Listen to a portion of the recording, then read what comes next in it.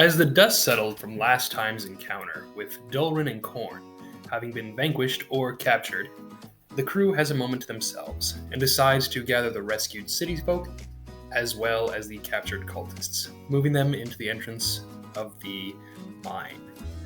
There's a moment of tension when Impartanius and Geth meet for the first time. Impartanius pointing out that Geth's a little strange, not knowing them, and they discuss in a bit in a language that no one else understands. And Geth agrees to stay calm and not be, how do I put it, a problem. Impartanius trusts them. Immediately at this untrustiness, Toyzer's like, whoa, what if I poke and prod Geth? Maybe he shoots lasers out of his eyes or something. So, with Toyzer's nagging, Geth begins to try, and not much happens for a bit, but eventually there is an energy that amasses around him and runestones appear. Runes of war and protection, as well as destruction and, well, violence. Immediately everyone's like, interesting, Toyzer, go read a book or something. Don't touch the Geth. And Geth goes for a walk, being terrified of himself. And Toyzer listens, reading Dulrin's journal, finding all the incriminating evidence that she's a criminal. Kidnapper, potential murderer, absolute insane person. And Toyzer reads this all aloud, finding the exact page where Dulrin says, you know what, I really hate this kid Toyzer. Want to kill him. And Lena makes a copy for him to wear as a badge. Jar gets some supplies to cook for everyone, while Lena kind of tends to the, not wounded, but the rattled, we'll say.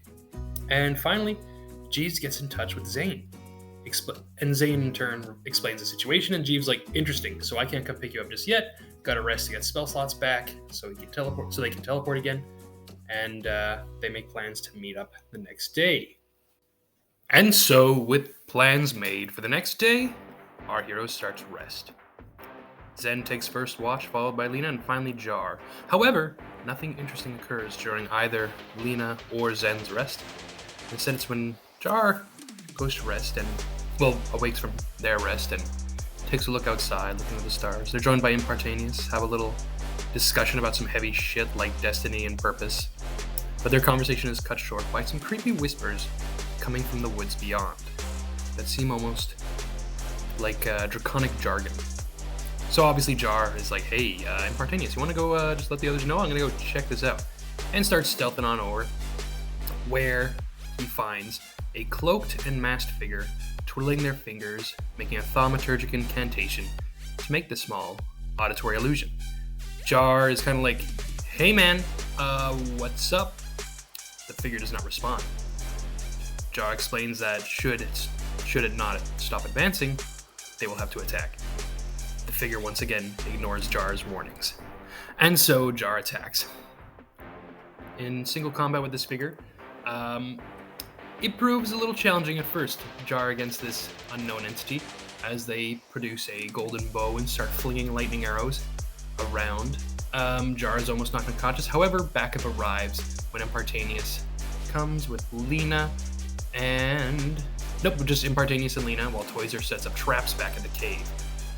Together, through guile, wit, traps, command spells, and disarming this entity, they manage to not only defeat it, but also reveal its face and get its hood off.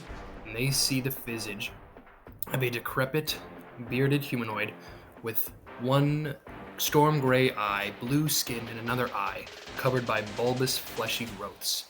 Dark hair. The entity says nothing, and when defeated, explodes in a pulse of electricity similar to how Korn went, as it tries to avoid capture. In the morning, they bring this up with the cultists, and we're like, hey, that guy was probably Cult of the Dragon. What the hell? Who is that? And they ask Syl, of course, because Syl's a homie, and Syl's like, oh shit, that's like the guy who like kills the loose ends. Thank you guys so much. We could have freaking died. And they're like, oh, understandable. Have a great day. And not too long after breakfast, and that, tragic information, Galvin and Jeeves warp in to escort the prisoners and save townsfolk back home. Well, back home or to prison. Toyzer, Zane, and Zen leave with them as Lena, Jar, Impartanius, and Geth make plans to go visit Lena's sister in the woods. And so, Team A warps out, and Team B heads out. While in town, Toyser immediately begins tunneling under the printing press, and has made a bit of a plan of sorts with his new kobold buddies to make a trap business. He is stopped by Wooster, and Wooster's like, "Hey kid, what are you doing? Making a basement? Sick, I want in."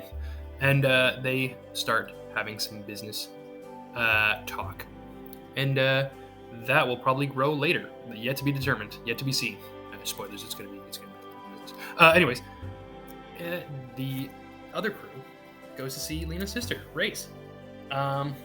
Race is a large, feminine, young adult who is absolutely massive, like 7 foot tall, with pale snow white skin, little runes on their body, and orangey red hair, and piercing amber eyes. They don't talk much unless it's to Lena, and are untrusting of other people. However, the group gets on well enough, and it's discovered that Geth speaks Dwarvish. Who would have thought? And they make their way back to town on foot. Back in town, Toyser continues his operations, digging under the printing press to make a basement workshop for his traps. And the rest of the crew starts getting ready for High Harvest Tide, which is the next day. So they do things such as grab some new clothes for the festival. Jar paints the mask that he took from this mysterious figure. And everyone kind of just gets ready and excited for the next High Harvest Tide day. Their merrymaking and preparations is interrupted by a small little emergency meeting called by Wooster, Jeeves, and Galvan. And they're all taken to the office, and they're just curious what went on and what happened. They want to know before the authorities got involved, and to see if there's any dangerous stuff going on. The party relays the tale about the knife, the cloaked figure, and all that stuff. And Wooster's like, "That's really interesting. Get rid of the knife, please. I want to see it first, but get rid of it." And they make plans to hide that knife, the soul knife that is, that they took from Dulrin and Korn. And with that, a bit more merrymaking is done as we await the next day for next session.